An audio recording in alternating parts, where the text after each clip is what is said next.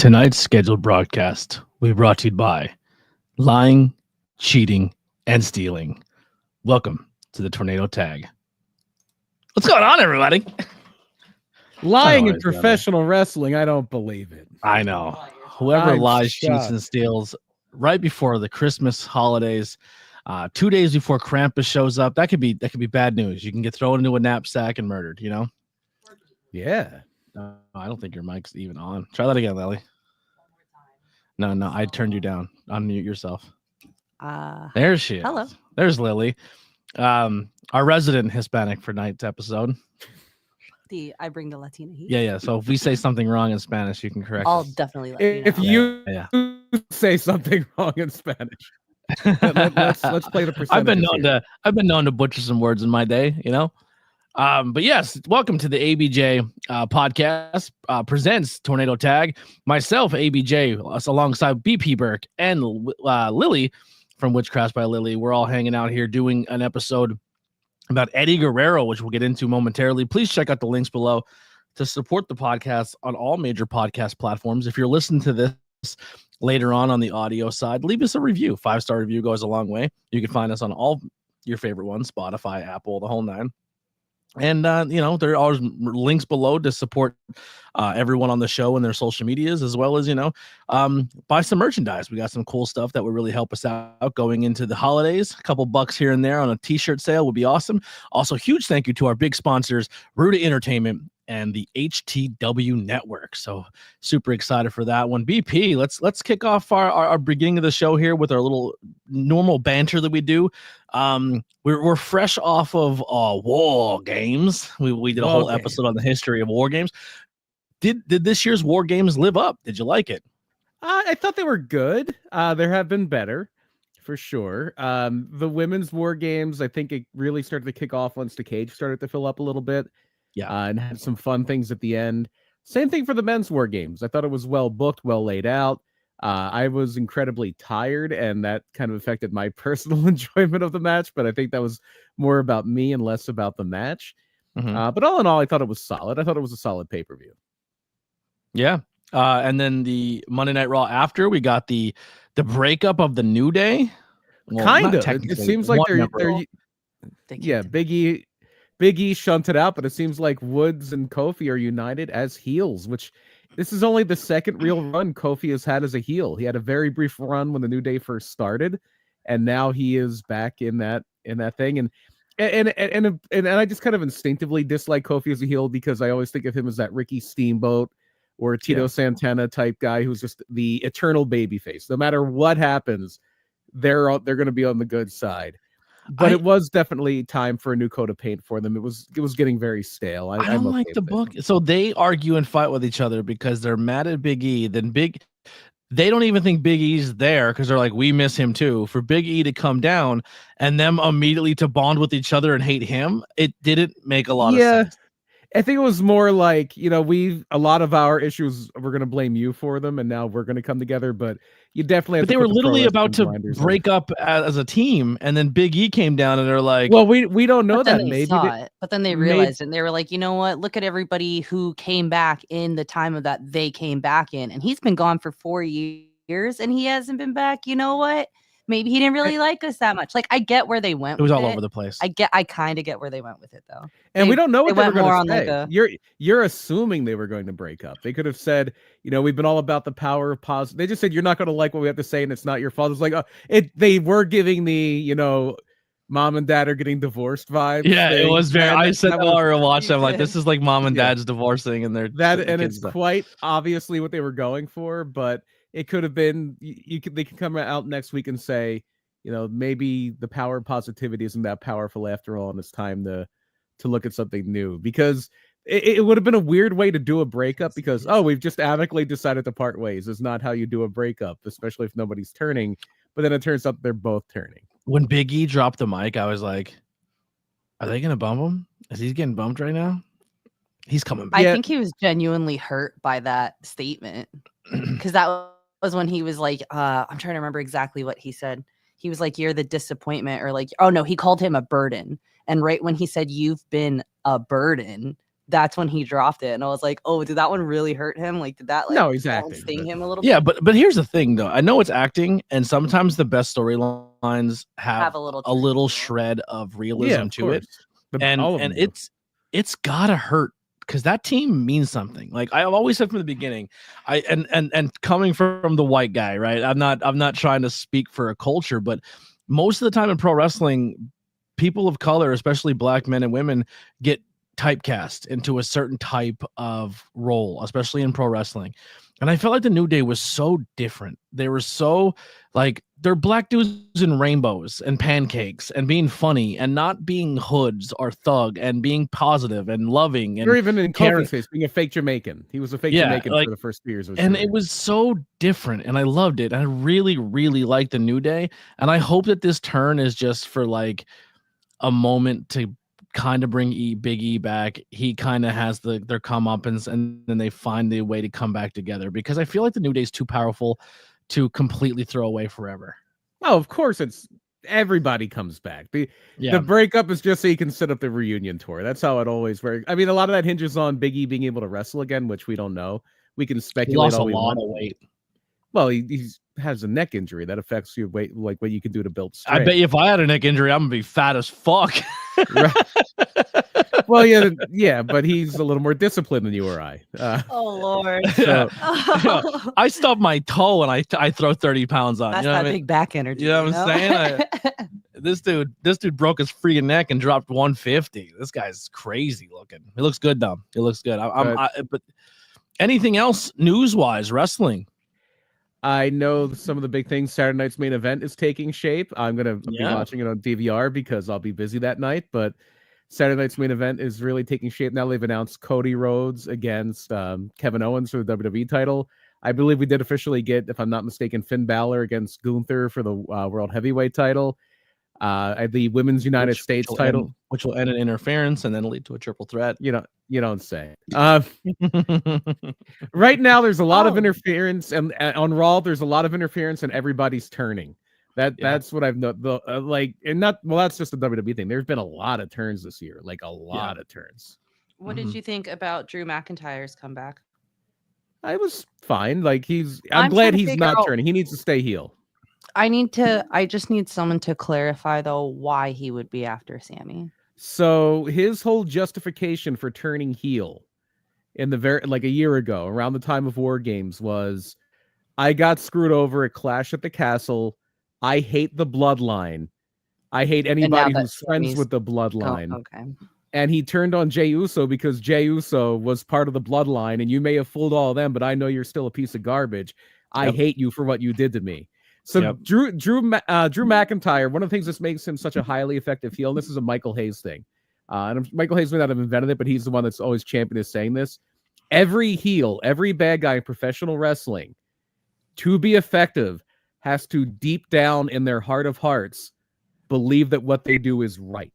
Believe that they have to be somewhat justified, that you can look at them and be like, right, you make a little sense. Like, right, I hate you, but I like what you're doing. You can't just be twirling your thumbs. And I'm doing it because I'm evil, unless you're Ultramanus, and it definitely works. It always works. Right. But every villain should see themselves as the hero. And it's all of you that are wrong. And Drew McIntyre does that so well.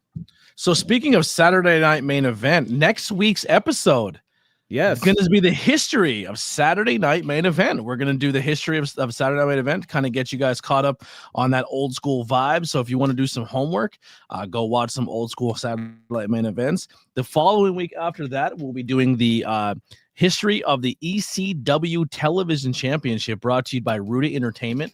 We have the belt back there. There may be some things coming up where I'm not saying they're going to be big, nice, big boy, expensive belts, but we might be able to get some of these brass titles or these lighter weight.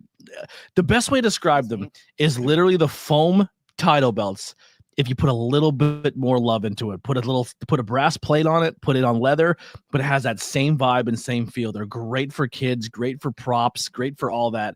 So maybe, just saying, maybe going into 2025, there may be some opportunities for giveaways for the channel. So maybe we do the history of this title.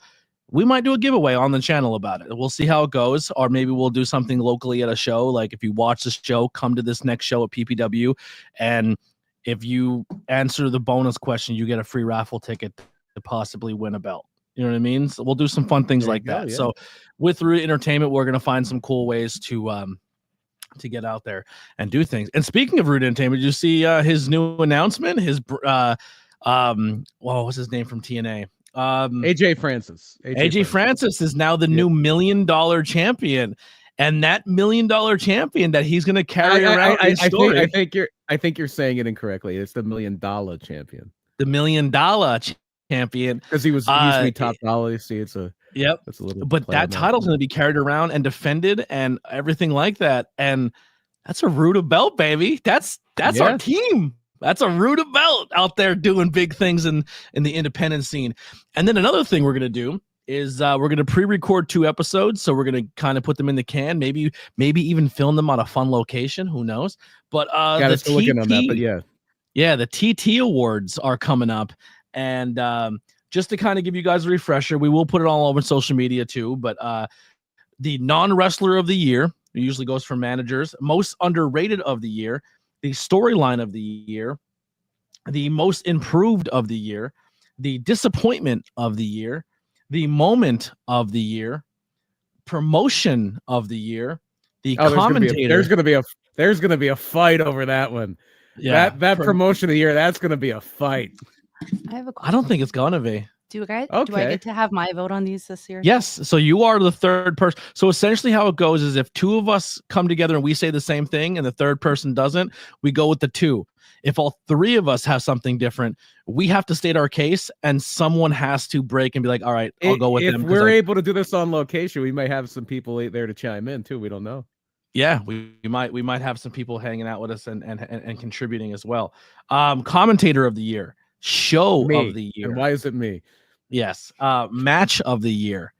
Wait a minute. All 3 of us can fight for the me thing. Yeah. You did one show, right? 2 shows. I did 2 shows. I am absolutely not fighting for myself. Yeah. Tag team of the year, women's wrestler of the year, overall best wrestler of the year. We do a men and women for that. And that's it. That's essentially our TT awards. And then we're going to do our 2025 prediction show on the 31st. So we will still have 2 episodes on Tuesday. So if you're driving for the holidays, you need something to put in the car on the way there, Tornado Tag has your back. We will be there for your long car rides on Christmas on the 24th on Christmas Eve. And we will be with you on the 31st if you're driving to someone's house for New Year's or recovering or whatever it may be. But we will be hanging out with if you're hungover on New Year's Eve, you're doing it wrong. Yeah, not necessarily, because what if you're hungover since Christmas? You know what I mean? Yeah. Well, New Year's Eve is amateur night too, so that is So we will be. Oh boy, I did not just see this. It popped up on the screen. Why did that not generate? Why can't I click on it? I'm not sure. All right. Well, so anyway, I can't. For some reason, it's not letting me put it on the screen, but we got a $5 super chat. Oh my God, that's amazing. Thank you so much. EW1 Kicks, keep up the great work and keep dropping the content. Finishing 2024 strong, and 2025 is going to be a much better. Always showing that love with the fingers up. Huge thank you, EW1 Kicks. Make sure you check out their YouTube channel. They do a lot of stuff when it comes to sneaker games and doing a lot of cool sneaker stuff on their end, but huge thank you for that $5 super chat. We haven't got one of those in quite some time, and I don't know why. Oh, there it goes. Let me do it this way. So it didn't show up in the live one, but it goes in the stars. So huge thank. We're gonna leave that up for a little bit. We're gonna you go over there and give EW1 Kicks a follow, all that good stuff. Yes, please do. Please do. Thank you so much. That means a lot. All right. Did you get through all of the categories, or did I cut you off? No, that was all the categories. That was pretty much all we got. But local stuff. Anything going on? Anything you want to plug? This weekend I will most likely be at AXW. I don't know what exactly I'm going to be doing at AXW yet, but I will be in Orwigsburg, Pennsylvania at the Veterans Memorial for their final show of the year, with our old cohort Andy Header challenging for the AXW championship against O'Shea Edwards. And then he'll have another title match 1 week later at PPW Winds of Winter, which is going to be December 14th. You can DVR Saturday night's main event and come see us if you're local. It's going to be a fun night. We're going to have a battle royal to determine the first person who gets to challenge Rembrandt, the new PPW heavyweight champion who shocked the world in November at Engage. We also are going to have a match I'm really looking forward to. And if you've seen either of these two guys work their magic, imagining them together is going to blow your mind. Diego Hill with his first defense of the TV title against Christian Robinson is going to be unbelievable. Unbelievable. It's going to be a rough one. We're all, I don't know who to cheer for. It's going to be fun. It's going to be a lot of fun. We're also going to have a few other fun matches. I know we have two big women's matches. Nahir Robles and Nahir Robles is going to be there. Sammy Chaos and Zoe Cannon, from Through Legacies Wrestling, made a big debut, but has a huge challenge in her way in the form of Sammy Chaos. We also have some people returning from the Baltimore area, Mara Void, Simone Valentina. They're going to be taking on Nat Castle in a three-way. Lots of fun stuff coming up. If you're local, if you have certain cable systems, I know Service Electric is big on this. WYLN is where you can find High Voltage. It's on Saturdays at 5 p.m., Sundays at 10 p.m. every weekend. New episodes are coming out. And this weekend, if you have access to WYLN, don't miss this one. Two big title matches from the last show. You two were there personally. I obviously was there. The TV title match that I made for the TV title in my first official act as the general manager of PPW. Diego Hill, Mark Alexander. I might have just spoiled the ending for you a little bit. But Diego Hill and Mark Alexander for the PPW TV title. And then we are going to see Brad Baylor, WWE ID Brad Baylor, and the Neon Ninja Facade for the PPW heavyweight title. And all of the chaos that followed is all going to be on WYLN this weekend.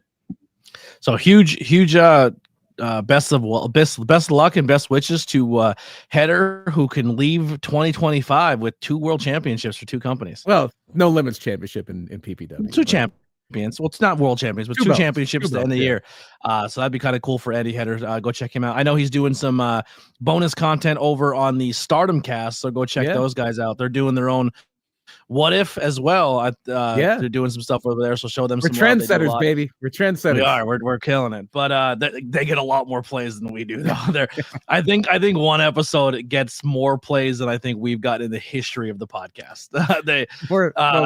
They're in the millions when it comes to monthly downloads every time. So they're doing way better than we have to talk more Joshi. I think that's what it comes down to. We just gotta. I'm ready. Do you want to start watching? No. I don't find it as interesting as everybody. You know what? It's not even. I like it. I think for me is that I like it because it's very fast paced. You see a lot of action really quickly, but secondarily, their fashion. Oh my gosh, they have the most amazing gear. Like, period. Yeah, I like selling though. I like selling. That's fair. Yeah, I like ring psychology. That's fair. Yeah.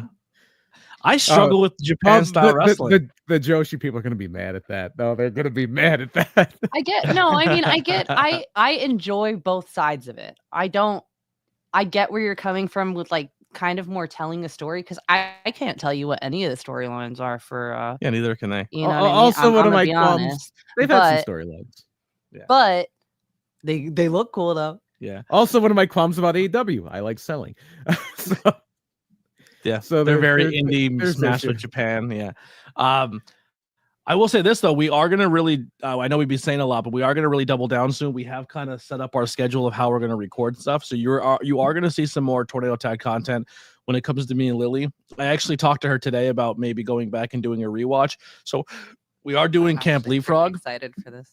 But we're also gonna start doing live streams. So it might be like on certain Sundays or certain Fridays if we have nothing going on or something like that, where if we have a free time we may put out in advance like, hey, we're free this night, we're gonna go live. And I think what we're gonna do is we're gonna go back, turn the clocks back, and we're gonna head back to the temple, and we are going to rewatch from the beginning Lucha Underground. I think we're gonna go back and we're gonna dive in. Netflix. So we've been buying it on Amazon. You have to buy it by season. So I only need to own one more season. I think season 4 is like a 2-part season. So I only need to buy one more. But I've been going back and rebuying them because I want to have them. I just really think, as much as I love Camp Leapfrog because I was part of it, I also think that Lucha Underground was a special time in pro wrestling that we're never ever gonna get back. Like, it was just so good. It was so well done. I loved it. It's well, awesome. They had a bit of a higher budget than Camp Leapfrog too, for one thing. Yeah, but they had a bit of a awesome. higher budget, I would say. Yeah, so we're gonna go back and we're gonna go back to the temple and one of the main characters in there is Eddie Guerrero's familia. Yeah, he's very heavily predominant in the very beginning, which is Chavo Guerrero, which I'm sure we'll hear tons about. So let's turn the clocks back. Let's go check out. And we got a membership tonight. Look at EW1 becoming a member of the channel. Thank you. Oh, don't you have do the button? You got fancy buttons now. And I'm not sure what membership you got, but if you do the $5 and up, you get all that you get new content before everybody else. You get to see a lot of stuff before everybody else gets to see it. So that's pretty cool too. Thank you. You actually get to travel in time and watch us do next week's episode. Not so this is live, so we don't really. I mean, maybe the TT awards and the end of the year awards you'll get before everybody else, because usually when it's edited, I put it out before everybody else. So and there they are. You can't see him on the screen, but he put up that IC TWF title. I don't know why Streamlabs. Oh, stop it, Streamlabs. Streamlabs, they just paid for a membership. Relax. They can do whatever they want. They gave money. Let them live their best. Let them live their live, Streamlabs. Jesus. Anyway. Let's get into our topic. Let's lie, let's cheat, let's steal, let's turn up the heat because it is cold here on December 3rd. Another thing too, is there aliens fighting yet? Did you hear this? There's the TikTok prediction of you had to say tonight, that because tonight was supposed to be a big battle between aliens and humans, and it's going to be a whole thing. It didn't happen. Just putting it out there. Yeah. Oh, I'm shocked. Yeah, I'm shocked. Oh my goodness! I thought it was really going to happen this time. I thought it was really going to happen this time. Y'all are hating, man. It's going to happen. We have I thought aliens were totally real, and they've totally been here, and it was going to totally happen this time. Oh my goodness. They are. Well, speaking of aliens, and if we're going to make that joke, I wanted to go back and rewatch Judgment Day 2004, but it has been taken off the network. And I don't know if it's because of the JBL illegal immigrant thing, or if it's just how bloody that match was. Eddie Guerrero was a bloody mess in that match. And I know it is the only WWE pay-per-view that I'm aware of, maybe ECW One Night Stand, because they were throwing around colorful language very liberally on those. But as far as like a WWE branded pay-per-view, I believe that is the only one that was branded TVMA, because Eddie Guerrero goddamn almost bleeds to death in that thing. Yeah. And the funny thing is so if you go and you check out what happened when, there's a couple weeks recently where Bruce Pritchard couldn't be in studio and they couldn't record. So they brought JBL in to do a couple episodes. And I'm going to be honest, I think I might have became a JBL fan. He's excellent telling stories, and he's like, he puts the character aside and he's more himself, and he's a joy to listen to. I thoroughly enjoyed JBL talking Eddie Guerrero stories. It was really, really good to listen to. And he essentially says that Eddie didn't have a blade. He brought a dagger and put it under the commentary desk or under the bell desk. And because he's like, every time I use a blade, my head's so callous I couldn't get deep enough. He goes, I'm going to get deep tonight, brother. And when Eddie hits himself with that, wow, did he hit himself with that? Oh, yeah, it was bad. It was bad. He sits in the chair, and the audience is like, oh, you hear the gasp of the crowd. Like they would stop the match these days. They literally would stop the match these days. And Eddie would have. I only saw a clip of it, and I was like, holy. Eddie would have burned that building down if he would have stopped that match that night. Yeah. No, I know. But the other one around that time that I always think of when it comes to bad bleeding, and it was completely hard way, is one time they were doing a match, and it was maybe a year before this. It was around, maybe 2003. Whenever they had Zach Gowen in. Zach Gowen was maybe 2002. One or the other. But he was a one-legged wrestler. He was on TNA. Loved it. He talk about an ass kick. He was on SmackDown, so JR was on Raw. He never got to call his matches. Jesus. So he's about as useful as a one-legged man in an ass-kicking contest. That was like the Gowen. go-to line on the commentary in the video games. All you heard was one-legged ass kicking contest was a JR line in every fucking video game ever. Or the one that Steve Austin has kind of stolen. He doesn't know a wrist lock. He doesn't know a wrist lock from a wristwatch. And then Austin's whole thing is I didn't know whether to shit or wind my watch. Yeah. So Zach Gowen was legitimately a one-legged wrestler. Was in TNA as Tenacious Z. And so they wanted to steal him from TNA because he was just on a European steal. And John Laurinaitis, in his early days as the GM or like the head of talent relations, JR's old job, signed the wrong one-legged wrestler. He signed a guy who was just like missing part of his foot. And they were like, no, this is the wrong guy. So he had to go and sign Zach Gowen. And he had a match with Vince on pay-per-view. And they did a thing where Vince had a chair up to his head. And then Zach Gowen was supposed to kick the chair like into Vince's head. Like he would do like obviously a drop kick, but he's doing it with one leg because he only has one leg. And Vince held the chair the wrong way. So the chair opened up toward him where the open side was supposed to be facing Zach Gowen. So the chair would just come back toward him. And the chair opened up and the point of it went into Vince's head and blood just started shooting out of Vince McMahon's head. Like just shooting out, not trickling out, just like a spritz of blood. So where can I buy Zach Gowen merchandise now? I don't know. I don't know what Zach Gowen's doing anymore. I know he didn't last long. I think he was having some issues with like I don't know. I think he was having Brock Lesnar. Brock Lesnar. Oh yeah, Brock tossing Lesnar her on arenas, throwing him downstairs. Yeah, just throwing his one leg into the ring post like an F5 in front of his mother. That's right. Yeah. And so that's around the time of the let's tie it around the ascendancy of Eddie Guerrero into a top level player. But everybody's got to start somewhere, and Eddie, like a lot of great wrestlers of his time, that's why I'm a pro. I know how to tie it back. You're so good. I knew you were going to bring it in somewhere. Is part of a famous wrestling family, much like the Harts, much like the Von Erichs, people we've been covering for a while here. Eddie Guerrero is part of the famous Guerrero wrestling family. Hey, our musical director is here. Yeah, the guy who makes our music. Speaking of music, BP, I know you're not going to be impressed with this, but it's still pretty impressive. My wiener can only get so hard, but this kid, the Converse kid, is so good at real instruments, toy instruments, that he has been streaming. So go check out the Converse kid over on Twitch. He's been streaming himself playing Fortnite, but not playing with a controller and not doing the music thing. He's been playing Battle Royale Fortnite with a Guitar Hero controller. That's very cool. Trying to win his first game. He did it. He won a game. Oh, that's awesome. With a guitar controller. So go check out the Converse kid. Follow him on social media. One of the coolest things I've seen in video games done by somebody I actually know. So that one of the cool, it's super, super dope. And he's so good at actual instruments. He's the intro music to every single thing you're going to hear on this channel.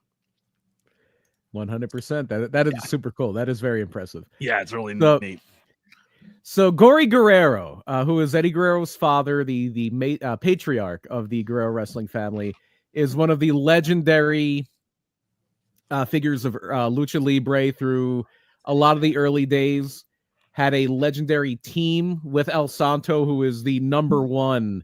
Like, if you're talking, like, you can't quantify the level of fame that El Santo had in Mexico, in America. It would be like, imagine The Rock at the peak of his fame and then stretch it out like 30 years, and that's El Santo.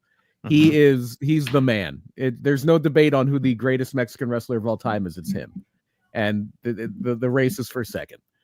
And he had a very legendary tag team with Gory Guerrero at one point, La Pareja Atomica, the atomic pair, and they were the number one tag team in all of Mexican wrestling. And Gory had children. He had 2 daughters, 4 sons. All 4 sons became wrestlers. His oldest was Chavo Guerrero Sr., who, if you only really watched WWE, you might remember him as Chavo Classic. He came in as Chavo Classic for a little bit. But he was the first of Gory's sons. He and Gory teamed for a while. Gory invented a lot of things. People still use the Gory Special, which is a very intricate submission move. Gory is credited with inventing the camel clutch, So he's had a lot of things that he has contributed to the wrestling business, and then his sons came along. Chavo was a big star in NWA Hollywood. There's well, that's not Chavo.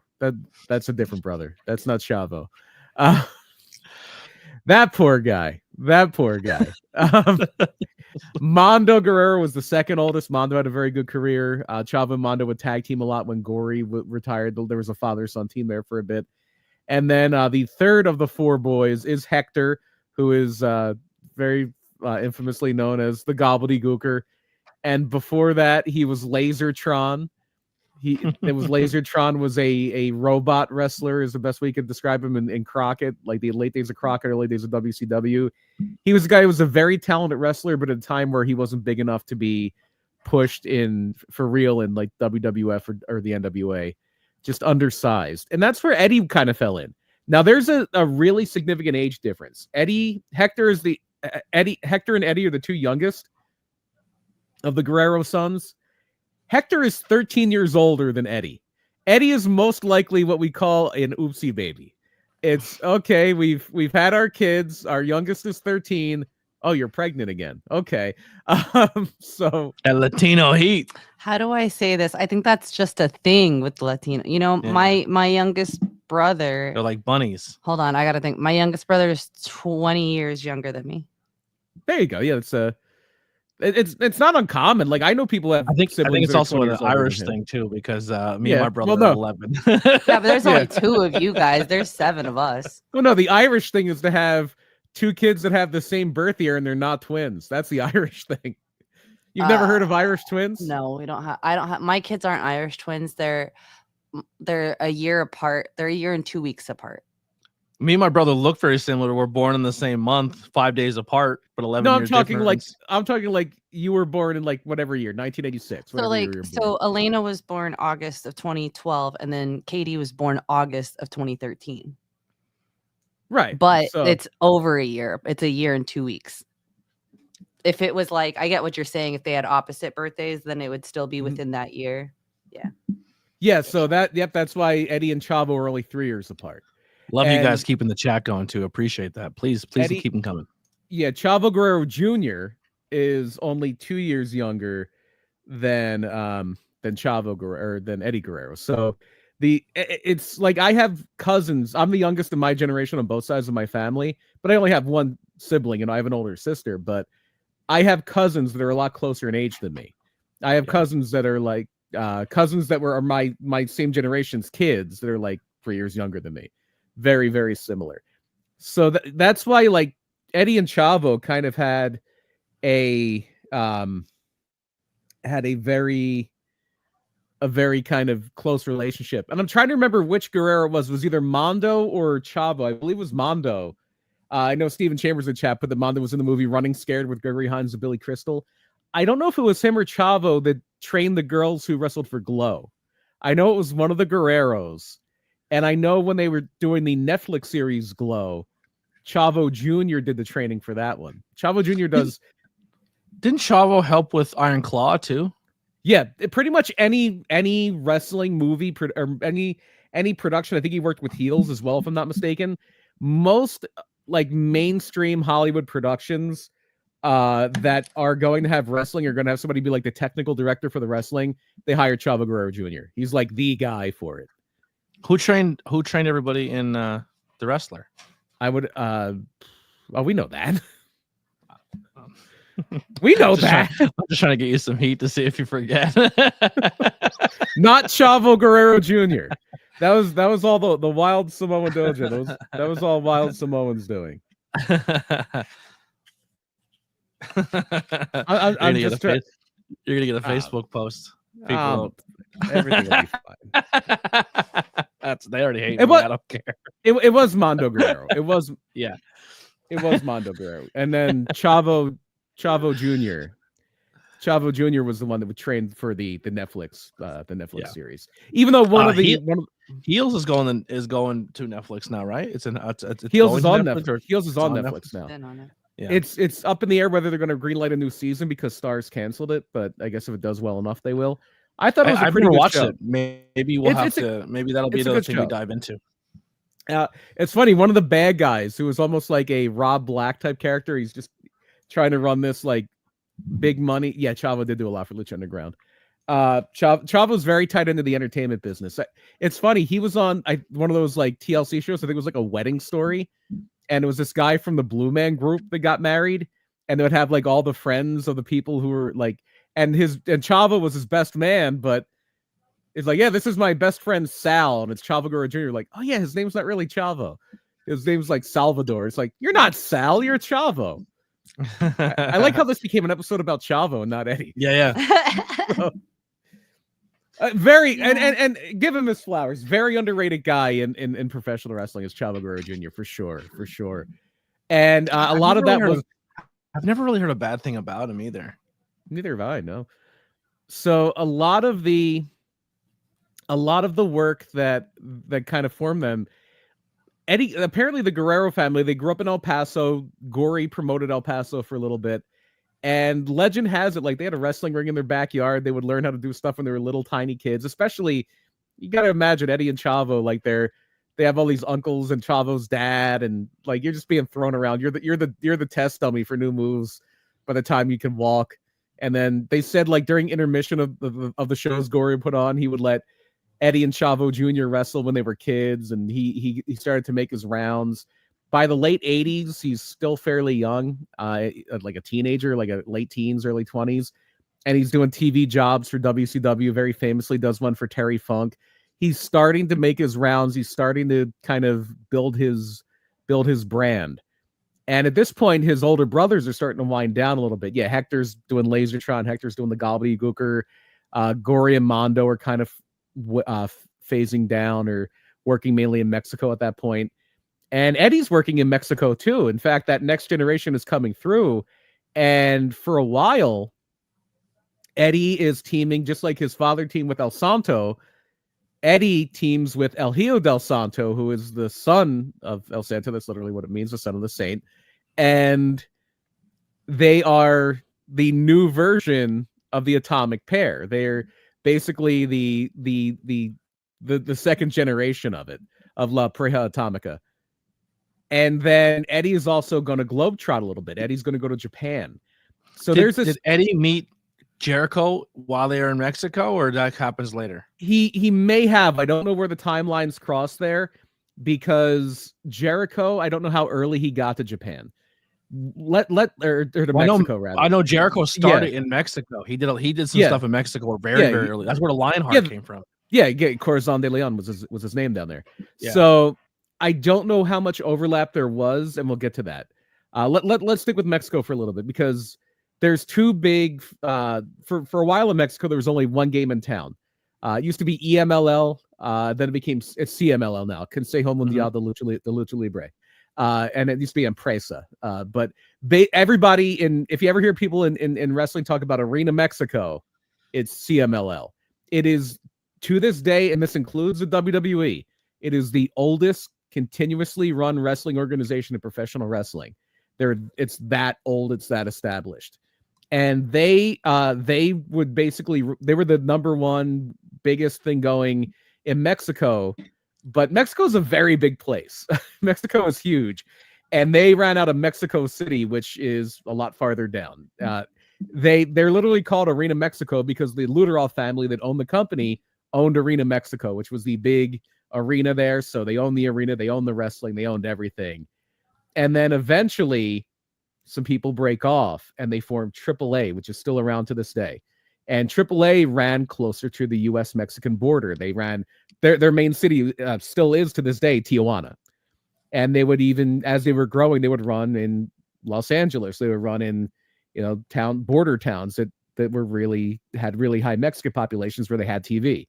And I think AAA may have even had like I don't think they had Univision, but I think they had like Galavision or one of the other Spanish language TV networks back then at the time. And so when they start AAA, Eddie Guerrero goes over there. El Hijo del Santo goes over there. And the reason I'm not sure if that's where Eddie met Jericho, I know Jericho mainly worked for Consejo. He mainly worked for Arena Mexico. I don't think he ever really worked a lot for AAA. He was mainly with the place where Eddie started, but he didn't work a whole lot. So I don't know if that's where the crossover there started. And Eddie was also working in Japan. And this started the tradition that lasted into the 2000s. It ended about 15, 20 years ago. So you're familiar with Tiger Mask, right? The famous Japanese masked wrestler. So Tiger Mask always had, and it came from an old manga. It came from an old like comic book and cartoon. And Tiger Mask's rival was always the Black Tiger or Tiger the Dark or whatever you want to call him. Mm-hmm. So when they brought Tiger Mask out as a real life wrestler, they had to bring out Black Tiger. And Black Tiger was always a guy who was what they would call in Japan a gaijin. He was a non-Japanese person. Black Tiger for the whoever was under the mask for the first couple of decades they did it. Black Tiger was never he was never a Japanese wrestler. It was a bunch of different people. It was a whole lot of different people. For a while, it was the original was Mark Rollerball Rocco, who was a legendary British wrestler. Mm-hmm. And then Eddie was actually the second Black Tiger. And around this time, I'm thinking this may have been when I want to say this. Misawa, I think, was already out of the mask as Tiger Mask. I think at this point, Tiger Mask would have probably been Koji Kanemoto. But Eddie Guerrero was Black Tiger. Later on, it would become Silver King. Rocky Romero was Black Tiger. And the most recent Black Tiger is somebody we know. It is Ricky Reyes. Really? Who was Ricky Reyes was I believe not. There was Tiger the Dark, and that was ACH, but I think the last Black Tiger was Ricky Reyes. Interesting. Also, Lindsay Dorado made a female Black Tiger mask for Mercedes Moné when she debuted in Japan. She came out wearing a Black Tiger mask because she's such an Eddie fan. That was her tribute to Eddie. She wore a black Tiger That's costume. True, yeah. Yes. Black Tiger had a very nice run there as a junior heavyweight. Won the Best of the Super Juniors in 1996, and Eddie is doing really well in AAA as well. Except they have this idea that let's take Eddie and let's make him a bad guy. Also, wasn't Black Tiger over in Japan fighting this Pegasus Kid and kicking the shit out of each other? But we don't talk about Pegasus Kid anymore. We don't talk about him. Matches are bonkers. If you can see they probably gave at least one of those guys CTE too. So we don't talk about Pegasus Kid anymore. Some of the hardest power bombs and German suplexes I've ever seen in my life. Yeah, when Eddie power bombed you, he tried to put you through the floor. Yeah. So Eddie, or I don't know who they've attributed this idea to Mondo Guerrero, but the idea comes because Gory Guerrero and El Santo were famous rivals, in addition to being partners. What if we have Eddie turn on El Hijo del Santo and we recreate that Santo Guerrero feud? So they do that, but at this time there's a guy that's coming to Mexico from a guy from Portland, a guy who was another second generation wrestler. His father Sandy was a wrestler and a promoter and a referee and a lot of other things. It's going to come down to Mexico and he's going to change things up a lot, and that's Art Barr. And Art Barr, you can't tell Eddie Guerrero's story without talking about Art Barr and talking in detail about Art Barr. Art Barr comes down as the American Love Machine. He's a baby face, has a mask with a big heart on it, but now he is going to kind of push that envelope a little bit, and Eddie's going to help him. So they are going to turn heel. Art Barr is going to join forces with Eddie Guerrero against Santo, and Art's going to not wear the mask, and they are going to be called instead of the Atomic Pair, they're going to be La Pareja del Terror, the pair of terror. And that name didn't last long because one of the announcers, it might have been on like a station where they had announcing kind of in Spanglish, and they said those gringos are loco, because yes, Art Barr was the juicer in WCW, did a Beetlejuice gimmick. He did a Beetlejuice gimmick up in Oregon too. In fact, one of the infamous things he did in Oregon, he was, and I think she was just a manager, and it was very, very controversial at the time. As the whole controversy was going on in 1992 after the Winter Olympics, Art Barr was part of the angle where Tanya Harding was involved in professional wrestling after the whole Nancy Kerrigan thing. Because Tanya Harding was from the Portland area as a Portland wrestling angle. And yeah, she was like I think she was Art Barr's heel manager or something. But Art Barr really... Wait, you had to put heel in there? I'm just kidding. Yeah, it was a little redundant. So yeah, that's true. Dirty Dom is... And a lot of heel Eddie. There's a lot of Art Barr in that too. And what they did was they totally renounced Mexico. Eddie Guerrero's like, no, what are you talking about? I'm from El Paso. I'm an American. Like, he's like, Mexico, no way. I'm from Texas. I'm a skid. and they would wear red, white, and blue tights. They would wear red, white, and blue jackets. They would taunt the crowd by laying on the canvas and pretend to swim, like they were swimming across the border. They pushed the envelope. They pushed the envelope so hard, and then it started with those two, and the stable started to expand. Do you think wrestling will ever go that route again, where they push racial and ethnic barriers? I mean, didn't we just try that with Jinder Mahal, and look how everybody took it? It depends. It depends on how you do it, but it seems like it often comes off in poor taste. But this is a different crowd. Like the crowd that they had in Mexico doesn't exist anymore. This, you know, who I think will be the one who would be willing to do it in the WWE, but just hearing him in interviews, he just has that old school mentality of Eddie and his dad and all that. Dom's a savage. Dom doesn't care. Dom doesn't really lean on his heritage though, and he doesn't have to. I'm just saying, I don't think he'd be afraid to do it if it was called for him. I think he would lean into it. I think it's WWE who would be afraid to do it because those angles tend to not work anymore. He literally told Logan Paul how great would it be if he just walked out to the ring wearing the green hat that he wore in Japan, like in the woods. Yeah, I know. Logan's like, dude, that's not even funny. He goes, but imagine the heat you'd get. Dom is like old school. Let's get stabbed tonight. but that's the problem that doesn't exist anymore. Yeah, because as much as you want to try to do that, as much as you want to try to have that thing, everybody knows it's a work. And that type of thing worked. And that worked really well in Mexico because either the crowd still believed it was real or they were very, very willing to suspend their disbelief. Wasn't Piper doing a lot with, was it Hector? Him and Hector? Like that rivalry where he said, I'm going to play the Mexican national anthem, and he played La Cucaracha?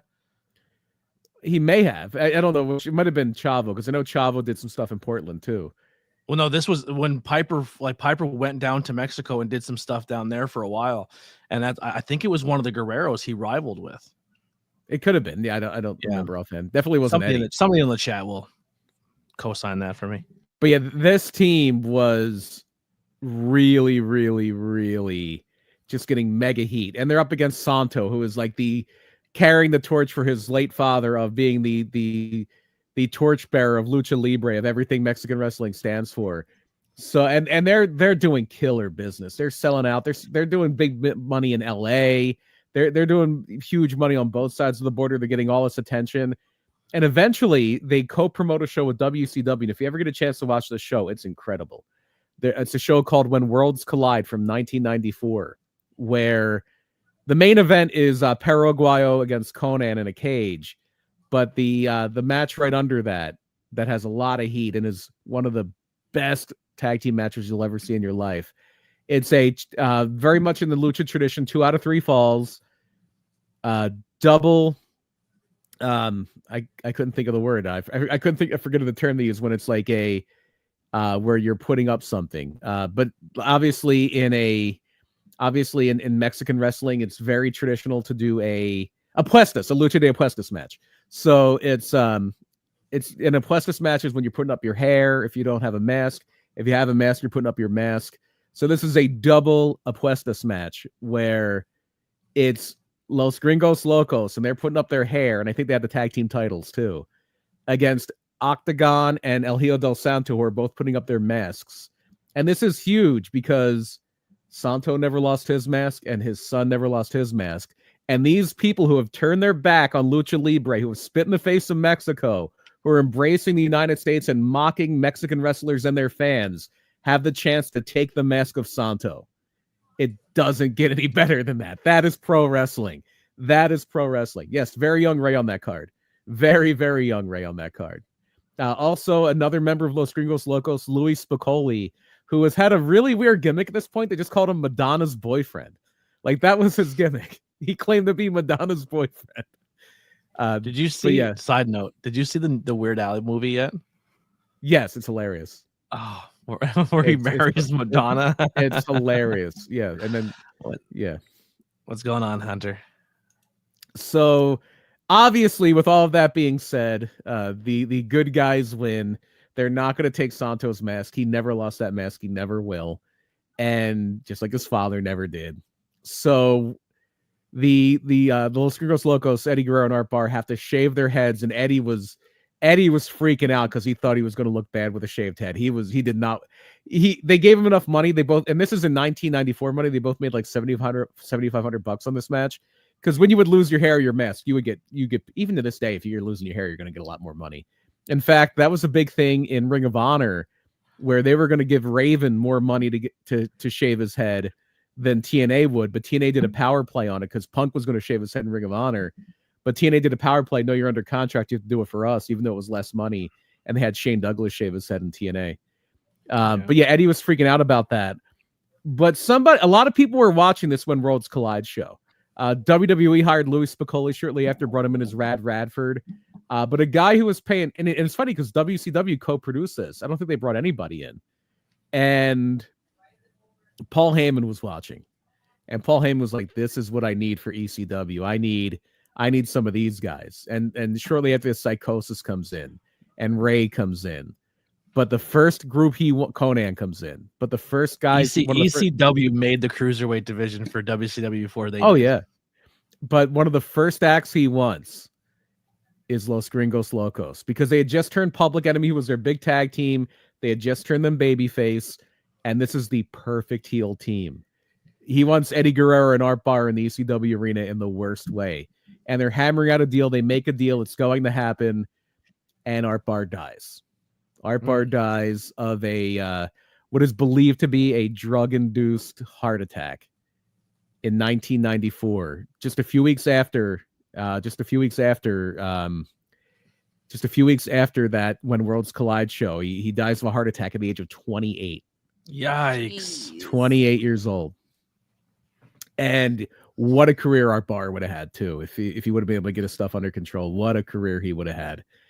So even with Art Barr gone, it changes the philosophy. Eddie's going to come in the ECW. He's still wearing the red, white, and blue tights too, even, but he's coming in as a baby face. Just, I'm Eddie Guerrero. I'm a good wrestler. That is basically what Eddie Guerrero was, and oh, was he good. And he becomes, and we're going to talk a lot. This is going to be a to be continued. I'm going to brush over this, not just because we're running a little long here, but I'm going to brush over this because Eddie very quickly wins the ECW TV title and has some incredible. We'll talk about it.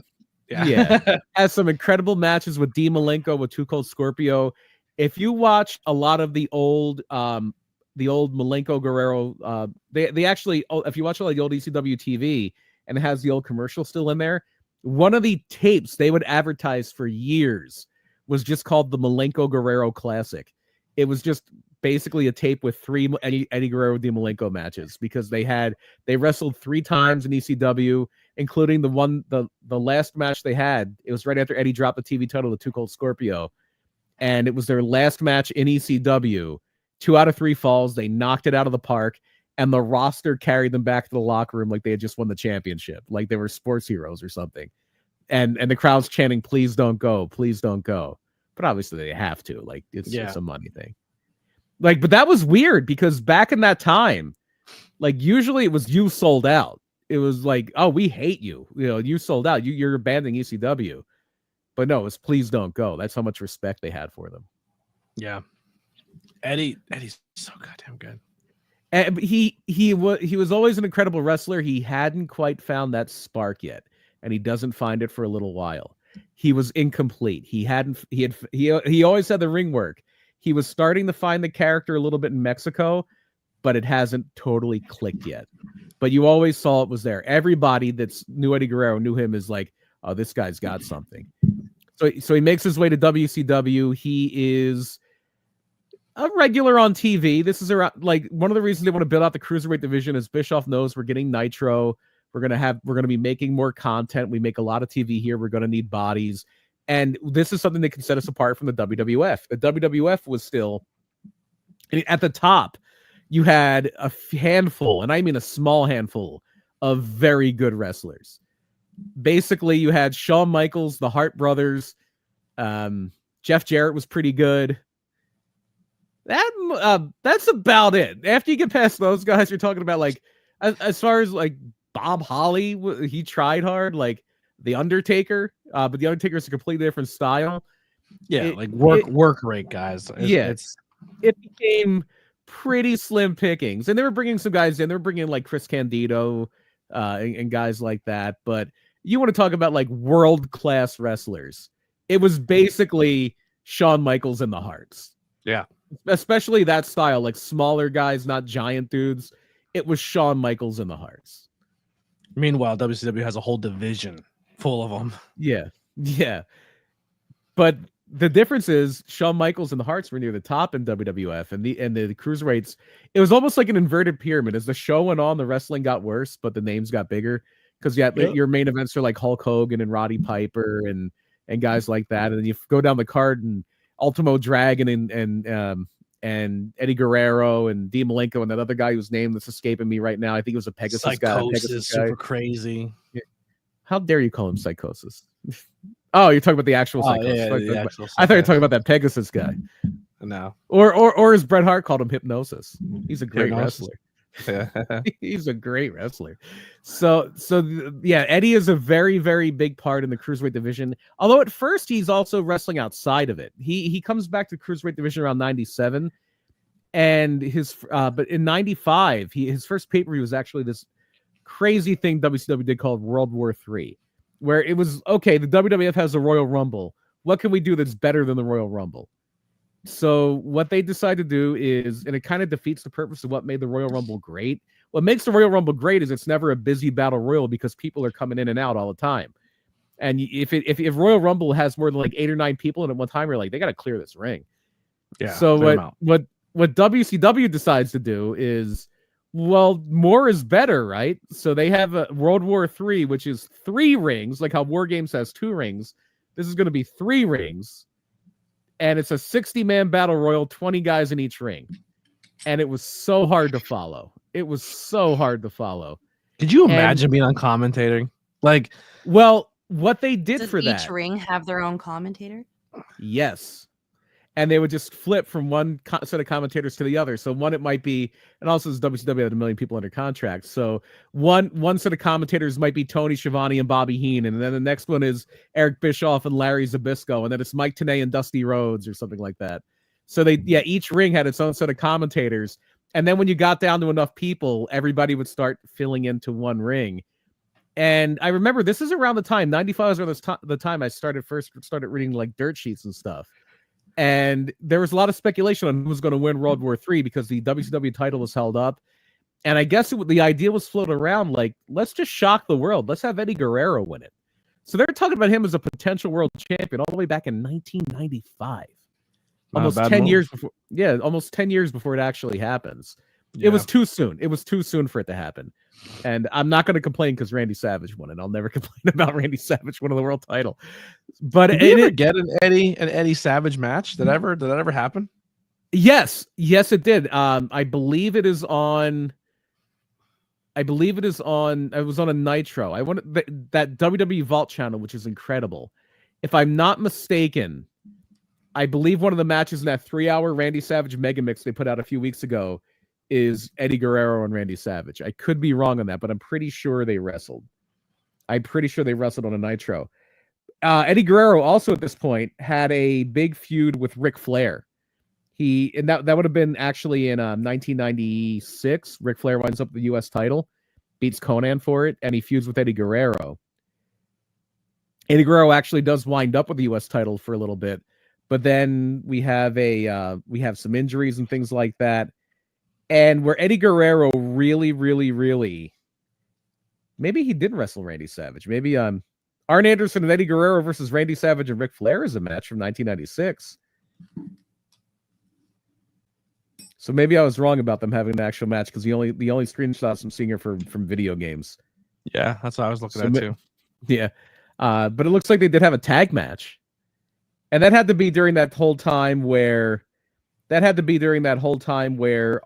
they were faking a breakup of Arn and Ric Flair as a long con on Sting.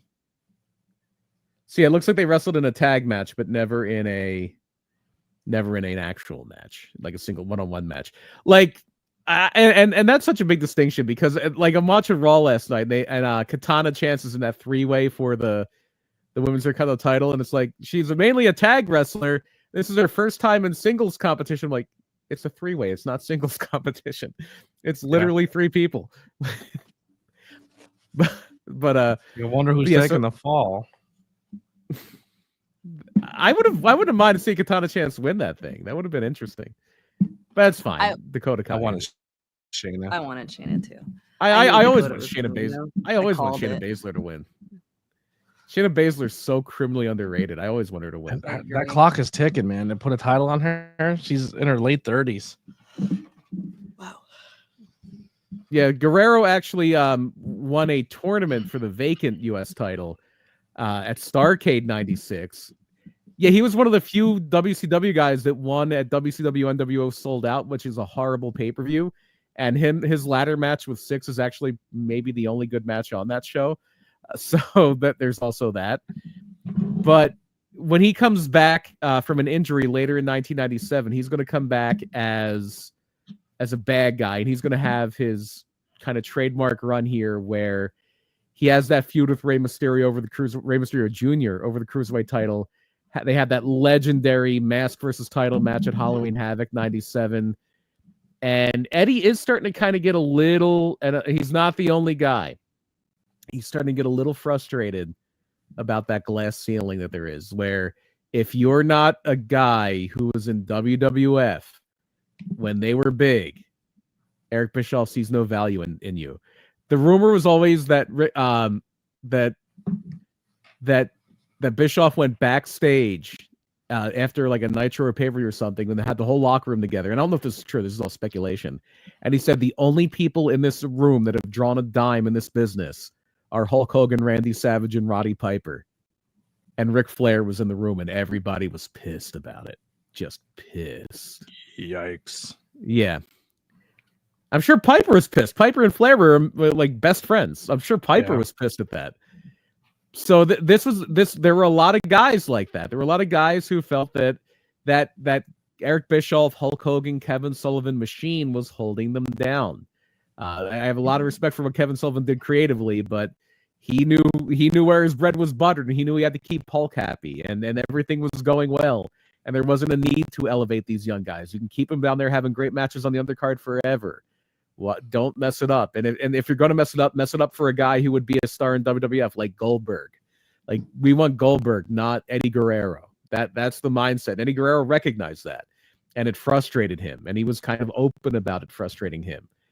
So they do try to throw him some bones. He does wind up getting the LWO, which is where basically he's saying like, well, if Latinos aren't going to get their fair shake, we're going to take it, and they wind up doing that as an undercard angle. But eventually, things kind of change because WCW is starting to backslide, not just a little, but a lot. By 1999, WCW is clearly falling behind the WWF. And no matter what they're trying, it's not really working out for their benefit. Like they're pulling out every bag of tricks they can. They're putting Hulk Hogan back in the red and yellow. They're paying Kiss millions of dollars to do a concert on Nitro. They're doing whatever they can. Meanwhile, there's 6 guys on your roster that you can lean on and change the game. And they all. Well, I don't know if you're going to change the game because the WWF was a runaway train. You could improve your own standing, but the WWF was a runaway train at this point. And I love Eddie Guerrero. I love a lot of those other guys. Like even the one that we've been dancing around this whole time. I respect his ability, even if he was a horrible person. In the end, we don't allegedly. No, it happened. Not allegedly. I can't even say allegedly on that one. My bad. Forget the allegedly part.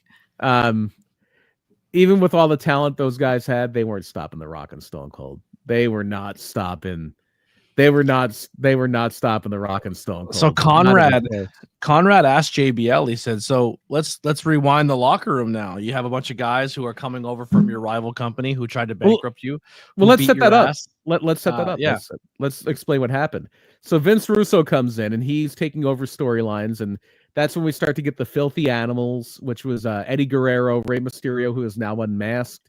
He is it's a lot of the guys who were, it was a lot of guys, and this is what like a lot of stables were at that point, and even to this day, a lot of guys who were friends backstage wound up getting in a group together. And the Filthy Animals was definitely one of those groups where it's Conan and Ray and Eddie, and they're feuding with they're feuding with the Revolution, who are a lot of those other guys, Shane Douglas and, well, let's just say his name, Chris Benoit.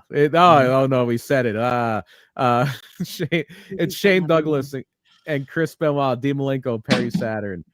So they're building all these things with all these guys on the undercard, and then Vince Russo is clashing with the suits at Turner, and he's trying to do too much too soon, and he's doing a lot of Crash TV and a lot of really goofy stuff. Like, some of his stuff was not working. Chavo Guerrero Jr. You know what his gimmick he gave Chavo Guerrero Jr. when he came in? Mm-hmm. I could give you, unless you look it up, I could give you 1,000 guesses. You wouldn't get it. I have no idea. Chavo Guerrero Jr. became an Amway salesman. What? Yes. Amway was like, I guess, a direct marketing thing back then. Yeah. And so the gimmick, it almost makes Kerwin White sound good, doesn't it? He became an Amway salesman. So that was what they had for Chavo Jr. Where when he had his feud with Eddie, that's when he had that Eddie Guerrero is my favorite wrestler shirt, because they did a thing where like Eddie beat Chavo and Chavo had to become Eddie's slave, and Eddie, he had to do whatever Eddie wanted. Eddie beat him in a hair match. He started shaving his head. And that's what the whole thing became. Chavo's going nuts. Yeah. And he just did the crazy gimmick. He had his horse Pepe that he would ride, the stick horse that was so over. Pepe was over, and then I think they did the same thing they did with Moppy with Saturn, where they threw him in a wood chipper. Didn't Chavo go to get over a lawnmower? Was that Chavo? He used to ride a lawnmower down. That was the Mexicals. That was the. I thought Mexicals Chavo did that WWE. first. Maybe he did. I always think of the Mexicals doing that in WWE like years later. Hoovy and Super Crazy and Psychosis. Mm-hmm. So yeah, by the beginning of 2000. The word comes down, Vince Russo's being sent home. Kevin Sullivan's coming back to book. Chris Benoit really doesn't like this idea because of the personal issues they had that we covered on the Kevin Sullivan episode. Yeah. And Eddie and Dean Malenko and Perry Saturn are like, oh, okay, so we're just going to get shunted down the card again. And they tried to make nice. They tried to be diplomatic about it. Like, literally, the night this is all happening was sold out. And they had Chris Benoit beat Sid for the WCW title, knowing full well Chris Benoit wanted out. And they were like, well, let's give him the title and see if that appeases him. It didn't. And they already just lost Bret Hart. Bret Hart had his career-ending concussion at this point because of that no-good stinking hyena Bill Goldberg. And so they've lost Bret. Now they're on the verge of losing these guys. And they're just like, well, let them go. If nothing else, we're going to cut their salaries. Just let them go. So the night after Chris Benoit wins the world title on Sold Out, he and Eddie Guerrero and Dean Malenko and Peter, it was either the night after or literally like the week after that, but I think it was the night after. Whenever it was, they show up on Raw in the front row. And you can say a lot of things for the kill shot in the Monday Night War, and I think at that point is where it really did just like, there's no way WCW comes back from this. Like, I think their chances were almost nil before that. Yeah. But the best way to describe it, maybe for younger audiences or Lilly, it's like AEW right now. When Will Ospreay, Adam Cole, Daniel Bryan, like when those names showed up in AEW, you're like, oh, this is a big moment for this company. When Eddie, Perry, Dean, Chris, and then Jericho all kind of make their debuts in the WWE, people are like, everything we liked about WCW is pretty much now here. And the Attitude Era became that younger generation, and it wasn't the golden era talent anymore. WWE was leaning on its stars, its new stars, its fresh blood. And this injection of these handful of people coming over from that cruiserweight division just really piqued up a lot of ears over in WWE. Well, at this point, they had graduated from the cruiserweight division, but they were people who were like like a lot of the vocal fans, especially like quote unquote internet fans, were very adamant about giving these guys a push. Especially no disrespect to Perry Saturn, especially Benoit, Malenko, and Guerrero. These were guys who were seen as like some of the best wrestlers in the. It would and I think it's the flip of that is actually something you could kind of correlate this to a little better. Like imagine if you had a thing where imagine if you had an incident where on Raw tomorrow night you had Raw next Monday you had Will Ospreay. And I'm trying to think of people who are seen as like the great wrestlers. Will Ospreay and Okada and two other people just show up on Raw. It's like, how does AEW come back from this? Danielson's retired now, but it's like Ospreay, Okada, Kyle Fletcher, and Okada's a giant. Ospreay's a giant star too. So, but still, I mean, Chris Benoit won the world title. He was a pretty big star too. So like, Ospreay, Okada, Kyle Fletcher, and pick a fourth. Just show up on Raw. Takeshita, perfect. Yeah. They just show up on Raw. It's like, how would AEW come back from that? That is what WCW got hit with. And it was kind of like, oh, there's no coming back now. Like, it was an uphill battle before, but that hill just became a straight line. That hill became a cliff. Yeah. That hill became a cliff. That's what happened. And I mean, kind of without burying the lead, I'm sure a lot of you know the story here, but like when your Stone Colds and your Rocks and your Brock Lesnar's and your Undertakers and your Shawns all went away, these four guys, at least three of them, held that company down at one point in time. Like they're the Kurt top Angle, guys. Yeah, Kurt Angle, but like those guys are the top guys in the company. And then they found a guy named John Cena and another guy named Dave Bautista, and that kind of changed the game too. But so JBL was asked the question on the podcast, which if you really please go listen to what happened when with Eddie Guerrero, talking about Eddie Guerrero with JBL. JBL says he goes, what was the locker room like? You have five of these guys coming over, all from the other company. Like, is there, hey, you guys are the competition? He goes, honestly, when the locker room found out we were getting Malenko, Jericho, Eddie, Perry, and Chris, we were ecstatic because we knew that we were getting an injection of really, really good guys. We were at the locker room was pumped. We could not wait for them to get here. Doesn't surprise me because the guys they probably didn't want were the guys who were known politicians like Hogan. Yeah, like Hogan. We don't need Hogan. And for JBL to say that, like honestly, like I that was cool to hear. Like JBL's always something like a dick, and he's like, we loved those guys. Like you also got to think of where JBL is at this point in his career. This is 2000. JBL is half of a very popular tag team. He's not a main event guy yet. Main event guys tend to be more protective of their spots, I think, than guys who are on the upswing. And JBL was on the upswing at this point. Yeah. So maybe if they came in 2004. He he wouldn't have had a slightly different too, because JBL's always had a good mind for that stuff too. But I can understand like JBL doesn't become JBL without Eddie Guerrero. That is very true. That is very, very true. He goes, my career was nothing. He goes, they literally told me they're breaking me from my tag team. Brock's leaving the company, and you're taking Brock's spot, and you're fighting Eddie. And he said, and everyone pretty much looked at me and said, if you don't make this work, you're fired. And Eddie saved my life and saved my career and put me on a trajectory I'll never, ever, ever get back.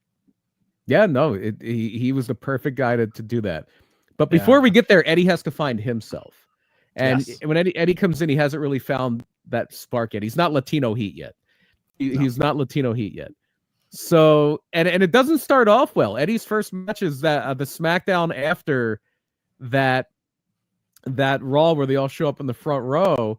And Eddie does his trademark frog splash, which he did as a tribute to Art Barr, and he dislocates his elbow. And he's going to be out for a while. And so the Radicals becomes more of a trio. That's what they wound up calling them, the Radicals. Benoit and Saturn and Malenko, they become a trio, and they wind up becoming heels and aligning more with Triple H and the corporate side of things. When Eddie comes back, that's kind of fizzled out a little bit. Like they're still doing it, and Eddie's still a heel.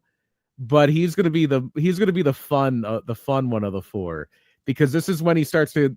We haven't really gotten to the lie, cheat, and steal thing yet, but we're going to get into a womanizer part of the gimmick, almost like